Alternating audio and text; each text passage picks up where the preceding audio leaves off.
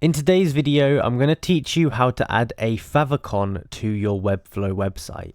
It's very simple to do, and if you find the video useful, please consider liking and subscribing. So let's get right into it.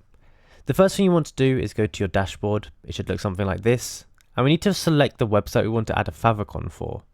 So I'm going to select this one here. Now what you want to do is hover over it. And from here you need to go over to the top right and you're going to see this cog icon here. Go ahead and click on it.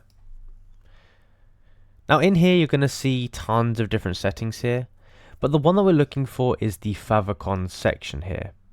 And you can see you need to upload a 32 by 32 pixel ICO, PNG, GIF or JPEG. And what you're going to have to do, press upload and you can upload your image here. Once you upload it, it should take a few seconds to update. And then from there, what you can do is you can go to the top right hand corner, click on the button that says publish, and that should go ahead and publish to your domain. And the favicon should change very quickly to the one that you have changed it to.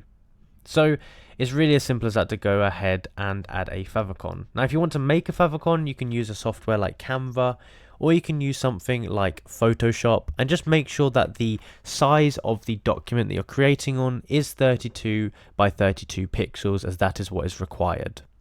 But that's how you do it.